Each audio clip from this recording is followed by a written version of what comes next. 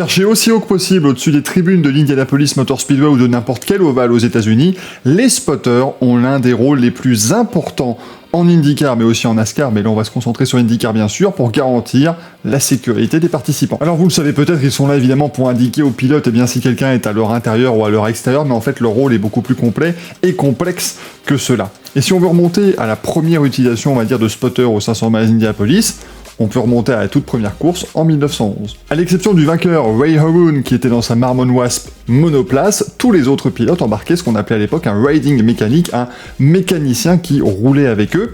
Et en fait son rôle n'était pas tant justement de s'attarder sur la mécanique de la voiture, mais plutôt d'indiquer aux pilotes où se situaient ses adversaires.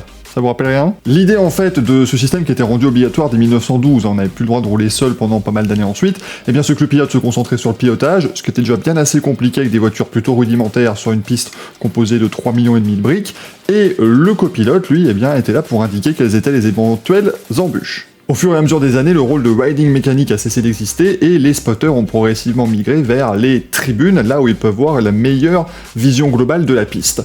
Sur un circuit comme le Texas, il y a un spotter qui voit l'intégralité du circuit. À Indianapolis, par contre, ils sont au minimum 2 et parfois même 3, en général situés au-dessus des tribunes des virages 1 et 3, ainsi que parfois au-dessus de la pagode qui est située dans l'infield, et leur rôle est vraiment de peindre l'image de ce qui se passe autour du pilote, pour le pilote dans la voiture. Et leur rôle est d'ailleurs si crucial que l'IndyCar en général interdit à tout pilote de prendre la piste si on n'a pas une communication radio établie entre le pilote et son spotter. Si le pilote et l'ingénieur n'ont pas de communication radio, c'est moins grave, on peut communiquer avec des panneaux, mais avec le spotter, c'est évidemment impossible. Et globalement, en France, on connaît un petit peu le rôle de spotter, parce que vous avez sûrement déjà joué à un jeu de NASCAR ou d'IndyCar. Bon, si c'est un jeu d'IndyCar, vous êtes assez vieux, mais si vous avez joué à un jeu de NASCAR, vous entendez le spotter qui dit voiture à gauche, voiture à droite, et vous pensez que c'est simplement ça le rôle du spotter. C'est une partie importante bien sûr, mais le spotter est là pour dire tout ce qui se passe autour de la voiture. C'est-à-dire que le spotter va dire à son pilote, attention, un tel revient sur toi, il se rapproche, il se décale, il regarde à l'intérieur, ça lui permet de savoir s'il doit un petit peu défendre, ou si justement l'autre pilote est vraiment en train de faire une manœuvre de dépassement.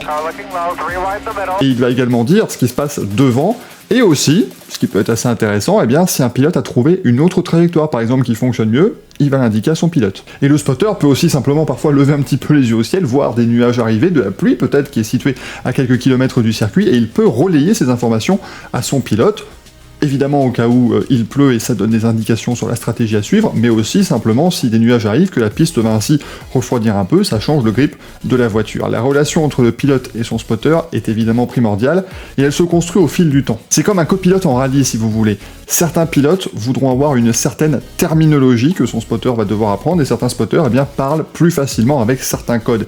Et donc c'est pour ça les deux doivent vraiment accorder leur violon pour que la communication soit absolument parfaite. Les deux instruments absolument capitaux pour un spotter, c'est évidemment la radio qui va lui permettre de communiquer avec le pilote et avec les ingénieurs, mais aussi une paire de jumelles, c'est ce qui va permettre au spotter de trouver sa voiture et de la suivre pendant l'intégralité de la course. Et d'ailleurs, c'est pour ça que sur certaines voitures, vous voyez des bandes un petit peu fluo sur les suspensions notamment de la voiture, c'est pour réussir à les différencier pour que les spotters ne se mélangent pas les pinceaux entre deux voitures jaunes par exemple. Plus tôt dans ce mois de mai à Indianapolis, on a vu un incident qui aurait pu et dû être évité grâce au spotter entre R.C. Enerson et Pat Howard. Enerson est rentré en fait dans la pit lane au moment où Howard en sortait. Et l'équipe de Enerson a expliqué que globalement c'était venu d'un défaut en fait au niveau de la communication, des radios précises, défaut qui a depuis été corrigé, c'est parce qu'en fait le système de priorité n'était pas correct. On a donné la priorité à l'ingénieur dans la pit lane plutôt qu'au spotter. C'est-à-dire que le spotter lui a dit à R.C. Enerson qu'il ne devait pas prendre cette trajectoire, mais comme quelqu'un d'autre parlait en même temps, il l'a pas entendu. Du coup maintenant, c'est bien la voix du spotter qui est prioritaire dans les oreilles du pilote. Si les mécanos évidemment changent les pneus et font en sorte que les pit stops soient rapides et que le pilote prend la décision en piste, le spotter a également un rôle absolument important dans une victoire ou non au 500 miles Indianapolis. Du coup maintenant, j'imagine que ce dimanche, quand vous écouterez les caméras embarquées, justement, vous les écouterez, vous ne ferez pas que les regarder et vous entendrez un petit peu ce que disent les spotters à leurs pilotes.